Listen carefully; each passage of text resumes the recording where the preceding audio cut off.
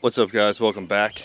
It is another wonderful day right here on the channel. Today we're talking about, well, finally not just one model, multiple models. And what comes loose on them. 5 things you need to be checking to make sure they're still tight on your motorcycle. So, fancy transition to work? I don't know. So for those of you that don't know me, my name is John Maxwell. I'm a highly trained unprofessional right here at Chattahoochee Harley-Davidson. And on this channel, I bring you guys to work with me. So if you want to learn more about Harley-Davidson, you should consider hitting the subscribe button right down there. Like I said before, today we're talking about multiple models that all have something that comes loose. Some of them are critical fasteners, some of them aren't. It's just stuff that I see all the time in the shop that you guys should know about, so you know to check them every now and then. So we'll start with Sportsters. This one's my very own, and I always find front motor mounts loose on them. All you really need is a 5/8 wrench. Pull a leg out, nothing. Let's go to the other side. Also tight. I'll be perfectly honest, I don't know what the torque spec is on that. I'll look it up in a minute and I'll put it right there. So the reason why I don't know though is because, to be honest, I don't think it's tight enough. I've only tightened mine one time. I've only tightened the ones that I see for service one time. I don't continuously have to tighten it. I guess you could take the bolt out and re-Loctite it and all that jazz, but I don't really think it's all that necessary. You torque it, tighten it just a little bit past the actual torque spec, and it should be fine from there. But I find them straight up missing all the time, so I figured I'd bring it up so you guys know to check yours, and maybe you won't end up losing a bolt. Touring. We've talked about this before, this floppiness, but the back lever can get loose too. See that second camera angle, maybe? It takes forever to replace that spline shaft. You gotta pull the whole transmission out. Loosen the shift rod.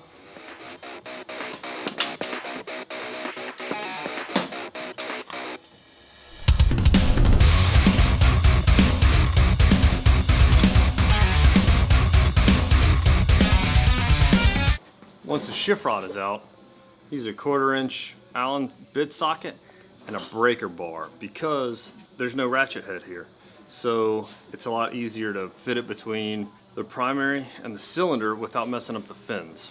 I'm going to make certain that the shaft is and the lever are lined up where they need to be. Set the bit socket in first. Now you can't use a ball Allen for this, you have to use a straight cut Allen.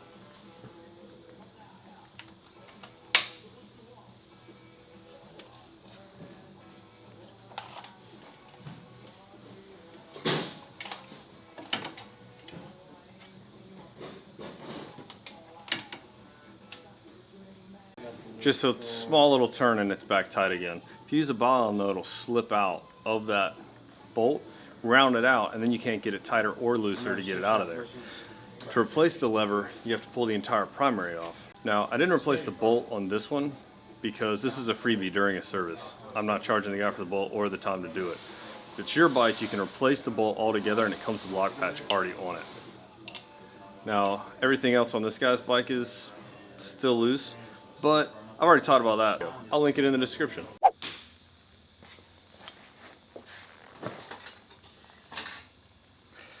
Dynas. Pulley bolts get loose, it's expensive. This time though, torque is extremely important. It's actually a 2-step process when you're actually putting a pulley on the wheel. Tighten them up in a star pattern just like you would on a car wheel, the lugs. 50 foot-pounds to start, back off everything 180 degrees, retighten 63 to 71 foot-pounds, I think it is. For some reason, for a little while there, it's not real common, but they do get loose, and when they do, it's expensive. The pulley bolts will back out just a hair, and there should be warning. You notice that the pulley's like, well, somehow people don't notice, and the bolts back out enough to then contact the swing arm. And by the time that happens, the pulley's all rounded out, the swing arm gets damaged, the bolts break, and the threads in the hub are all messed up. So it is easily the most expensive issue on this whole list today. But you can fix it all by grabbing a 5/8 wrench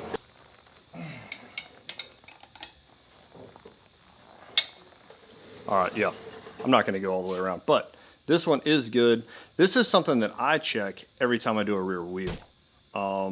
At one point, pulleys, bolts were a critical fastener. That's since fallen off the list of critical fasteners for Dyna. And there you have it. Either way though, you gotta check these because it's high. Now this guy doesn't actually have to worry about it though, because he has way bigger issues to worry about. So his bike doesn't roll pulley loose or not. I'm going to lunch now.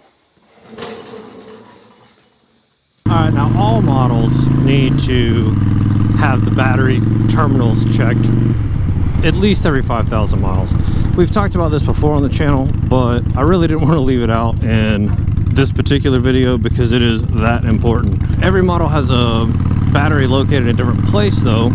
Your Sportsters for years have been under the left side cover, whether it be an old one, well, that's almost not even a cover, or a new one. It's underneath the left side cover. The really new ones, you actually get a positive battery cable underneath the seat. The Dynas are under the right side cover for as long as they've been around. And Touring and Softails both underneath the seat. V-rods are pretty much the biggest pain in the ass ever. You gotta take the airbox off, all this stuff. I don't even have a worthy example to show you guys. But the reason I bring this up, and probably the most common ones I see where like an issue has arisen because of battery cables, is the Dyna. I've had a few times bikes come in on the trailer or get towed in by a tow company that the whole thing could have been avoided if the battery terminals were tightened. I just had one last week that the guy attributed to another issue, and I see that a fair amount where people are expecting it to be something like kind of more complicated, something that really needs to be diagnosed, and all it really is a battery terminal that needs to be tightened up. So that's why I even bring it up, really, is because it can save you a fair amount of money in a potential tow truck, and it'll save you some time in your garage chasing down something that's non-existent. Anyway guys, that's pretty much what I needed to say right this second. When I get done with lunch, we'll get back in the shop and I'll show you a couple other things. Softails. Most of them come with spoked wheels. Even the new ones, 18 Softail Heritage, have spoke wheels. It's like the only model left almost. You need to check those. Seems like the pulley side is always what is loose. Check them with a spoke wrench. I'll start at the valve stem. And once I make it back to the valve stem, then I know I've checked them all. Got a loose one. Another loose one.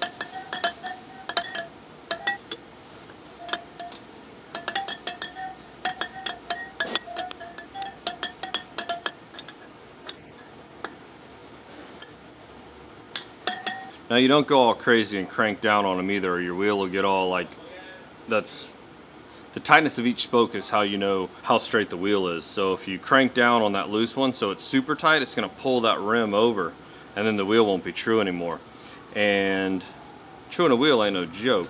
A lot of dirt bike guys, they'll know what's up. They can do it like not even really thinking, they just true a wheel. But it's not fun. So for the average guy, don't mess your spokes up. Yes, quitting time, finally. It has been a really long day, but that's pretty much the video this week. 5 things you need to check out, tighten up. Dyna pulleys, Sportster motor mounts, or stabilizer links, whatever you want to call it. Touring shift lever, which is really kind of all big twins up until 17. Softail rear spokes, all spokes really, but especially the pulley side. Y'all saw the video, what am I talking about? But check this out, guys. I got my first bit of fan mail today. I've never gotten any fan mail. That's why I said it's my first bit. He messaged me and let me know it's coming. Some, can you see that? Cigar City Brewing. Microbrewery, little craft beer from down there where he's at in Tampa. My boy Dale. Did I already say that? I don't know. I'm really excited about this. So, unfortunately, I didn't put it in the fridge.